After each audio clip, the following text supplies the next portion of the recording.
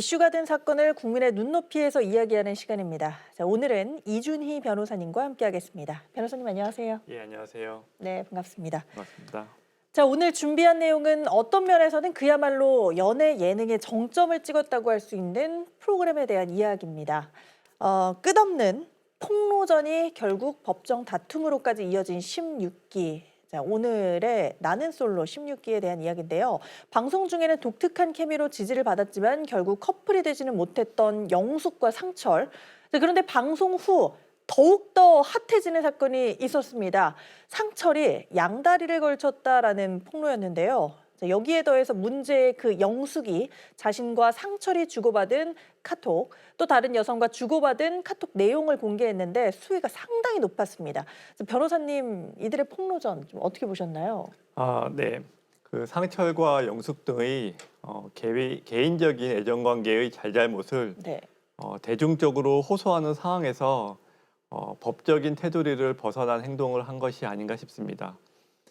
그 애정 관계의 잘잘못을 배제하고 법적인 측면에서만 말씀드리면 영숙의 카톡 공개가 상철이나 또 다른 여자분의 명예를 훼손한 것이 아닌지의 문제라고 할 수 있습니다. 말씀하신 것처럼 실제로 상철이 명예훼손으로 영숙님을 고소를 했습니다. 지금 화면에는 뿌옇게 처리된 내용이 상철과 영숙이 주고받은 카톡 대화의 내용인데 차마 읽어드리기에도 좀 민망하고 보여드리기에도 나쁘끄러워서 뿌옇게 좀 처리를 좀 했습니다. 그런데 여기에 더해서 상철이 다른 여성과 주고받은 성적인 대화도 SNS에 고스란히 올렸습니다. 특히 이 과정에서 해당 여성의 실명까지 공개가 됐단 말이죠. 네, 영숙이 카톡 내용을 올린 것이 상철의 동의 없이 또 상철의 명예를 훼손하기 위해서 올린 것이라면 영숙이 민형사상 책임을 면하기는 어렵지 않을까 싶습니다. 상철과 다른 여성의 카톡 내용의 경우에도 마찬가지고요. 그렇죠. 앞서 말씀 주신 것처럼 어떻게 보면 사적인 문제를 대중들에게 호소를 하고 있다 보니까 벌어진 폭로전이 명예훼손, 고소로까지 이어지게 된 건데 사실 이런 경우는 종종 있을까? 또 실제로 어떤 처벌을 받을까? 사람들이 많이 궁금해하지 않을까요? 예, 실제로는 이런 경우는 많이 있습니다.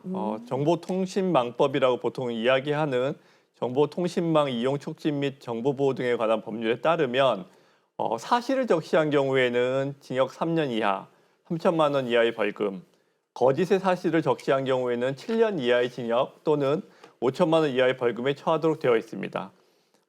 그렇기 때문에 실제로는 이러한 경우로 심하면 실형을 받는 경우들도 있습니다. 자, 그래서 결국에는 이 상철에 이어서 실명이 공개된 피해 여성도 글을 내려달라고 수차례 요청을 하다가 결국 또 고소를 했단 말이에요. 그러고 나니 이제 영숙이 사과문을 뒤늦게 올리긴 했는데 사실 이 반응이 오히려 더 좀 안 좋아졌죠. 예, 그렇죠. 사과라는 것은 진정한 반성과 그죠. 앞으로 또다시 이런 일을 하지 않겠다는 것이 포함되어 있어야 하는데 사과가 아닌 약간 변명으로 비춰질 여지가 좀 있었던 것 같습니다. 그러니까요. 이미 약간 좀 너무 늦은 게 아닌가 예, 그런 면도 이런 좀 생각이 있는 좀 것 같습니다. 드는데요. 자, 상철과 그럼 피해 여성들에게 명예훼손으로 고소를 받은 영숙은 형량을 과연 받게 될까요?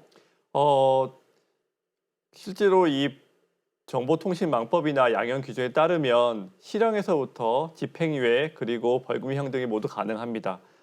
그것은 첫 번째 카톡 내용 자체는 사실이지만 그 밖에 영숙이 한 이야기들이 진실이냐 사실이냐에 따라 또 두 번째는 영숙이 다른 동정 전과가 있느냐 그리고 세 번째로는 상철이나 다른 여성이 이 부분을 취하해 주느냐 용서해 주느냐에 따라서 형벌의 차이가 많이 날 듯합니다.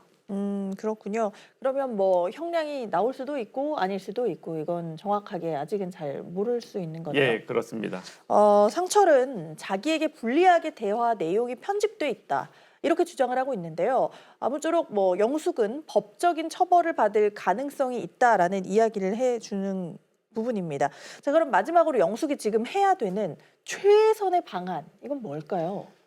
정보통신망법 아까 말씀드린 그 사망에도 나와 있듯이 이 명예훼손죄는 피해자의 구체적인 의사에 반해서 공소를 제기할 수 없는 죄입니다. 따라서 영숙 입장에서는 최대한대로 진지한 사과를 하고 네.